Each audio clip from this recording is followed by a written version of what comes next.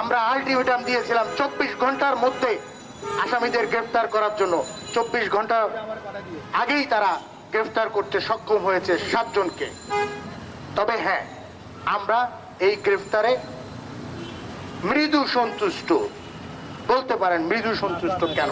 হ্যাঁ, যতক্ষণ পর্যন্ত এই 8 জনের জবানবন্দি ম্যাজিস্ট্রেটের কাছে না নেওয়া হবে, যতক্ষণ পর্যন্ত দ্রুত বিচার ট্রাইব্যুনালের মাধ্যমে এই মামলা সমাপ্তি ঘোষণা না করবে, সর্বোচ্চ শাস্তি ফাঁসি না দেওয়া হবে, ততক্ষণ পর্যন্ত আমরা শান্তি নই। কারণ আমাদের সেই তিক্ত অভিজ্ঞতা আছে। আমাদের সাগর রুনি আজকে 18 বছর এই তিক্ত অভিজ্ঞতা নিয়ে কিন্তু আমরা আজকে রাজপথে দাঁড়িয়েছি। মনে রাখবেন, এই আমাদের তুহিনকে দিয়ে যেন আমাদের এই সম্ভাবনার ইতি টানা হয় যে বিগত দিনে যত সাংবাদিক হত্যা হয়েছে, সাগর রুনি থেকে মুজাক্কের, মুজাক্কের থেকে নাদিম, আমরা তার বিচার চাই, এই মামলাগুলোর বিচার চাই।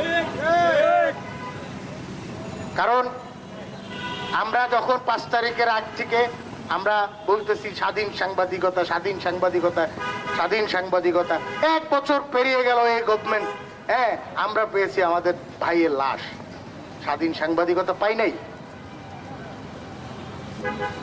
খুব যে বড় কোনো মাপের গণমাধ্যম কর্মী ছিল তা কিন্তু না, আমার আর আপনার মতো। এই যে এখানে আমার ভাই নবী বলে গেছে, কারা চিল্লায়? স্ট্রিম লেভেলের সাংবাদিক, স্ট্রিম লেভেলের সাংবাদিক, মূলধারা সাংবাদিক। আরে ভাই কি বুঝান ভাই? মূলধারা, বাড়িধারা, উত্তর এগুলো বুঝেন না। আমরা গণমাধ্যম কর্মী, মাঠের গণমাধ্যম কর্মী, আমাদেরকে এসব বুঝে লাভ নাই। আমাদের ভাই রক্ত, এমন রক্ত দেখছি ওই দিন ওই ডেড বডিতে, আসলে মানে গা শিউরে উঠে। ওই দিন লাইভ টক শোতে এক ভাই বলতেছে যে পাঙ্গাস মাছের মতো করে কুপাইছে। ঠিক আছে, ভাবতে পারেন ভাই, আমাদের যদি এই দশা হয় তাহলে সাধারণ মানুষের কি অবস্থা?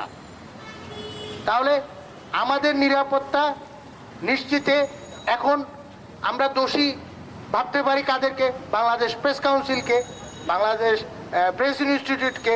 বাংলাদেশ প্রেস কাউন্সিল সাংবাদিক সুরক্ষা আইন প্রণয়ন করছে না, সাংবাদিকদের নীতিমালা প্রণয়ন করছে না, যার কারণে মৌসুমী সাংবাদিকদের প্রতাপ বেড়ে গেছে। একজন সাংবাদিক যখন মামলা হামলার শিকার হয়, আপনারা খেয়াল করে দেখবেন যে তার আশেপাশের সাংবাদিকরা ওই মামলা লিখতে সহযোগিতা করে, মামলার ধারা বসাইতে সহযোগিতা করে। আমি যদি মিথ্যা না বলি, এখানে অনেক গণমাধ্যম কর্মী যারা মফস্বলে বিভিন্ন জায়গায় কাজ করার অভিজ্ঞতা আছে, মামলা হামলার শিকার হওয়ার অভিজ্ঞতা আছে। তো সেই জায়গায় এইসব মৌসুমী সাংবাদিকরা গুড়গুড় করে, কোনো নিউজ নাই, কোনো কপি পেস্ট একটা নিউজ মেরে দিছে, ঠিক আছে, ক্যামেরা একটা নিচে দামি ক্যামেরা, মোবাইল একটা নিচে দামি মোবাইল, ঠিক আছে, অনেক বড় সাংবাদিক। এই মৌসুমী সাংবাদিকদেরকে প্রতিহত করতে এখনই প্রয়োজন বাংলাদেশ প্রেস কাউন্সিলে সাংবাদিক নীতিমালা প্রদান করা, আর সেই সাথে সাংবাদিকদের সুরক্ষার জন্য সাংবাদিক সুরক্ষা আইনটি প্রণয়ন করা।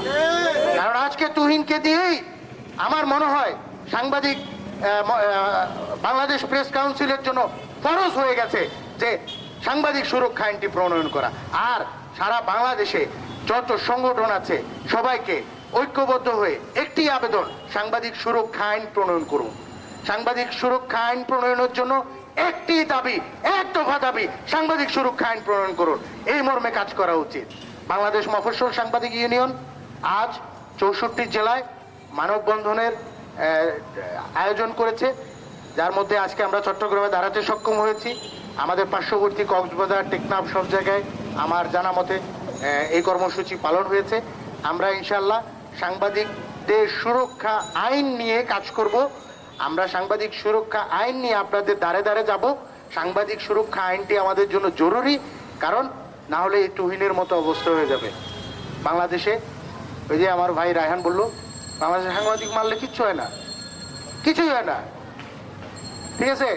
এই যে মানে প্রথমে 5 জন আসামি ধইরা একটু গোজামিল দেওয়ার চেষ্টা করলো, যখন দেখলো যে তোপের উপরে ফেটে উঠছে সাংবাদিকরা, তখন যায় 7 জন আসামি। তাহলে আসামিরা তো ভাই আপনাদের কাছেই ছিল না ভাই, কি নাটক শিখান আমাদেরকে?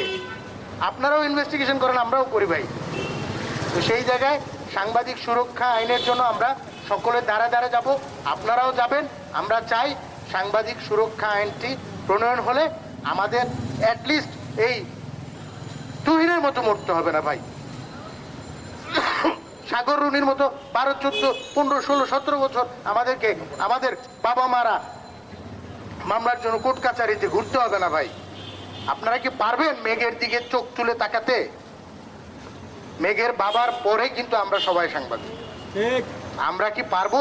মেঘ যখন বড় হয়ে আমাদেরকে এসে কোনো এক কারণে চট্টগ্রাম প্রেস ক্লাবের সামনে আসলো, চট্টগ্রাম প্রেস ক্লাবে আসলো, মেঘ যদি বলে যে আমার বাবার হত্যার বিচারের জন্য আপনাদের কি কোনো দায় ছিল না? পারবেন আপনারা? পারবেন না। তো আমরা সকলে ঐক্যবদ্ধ হই।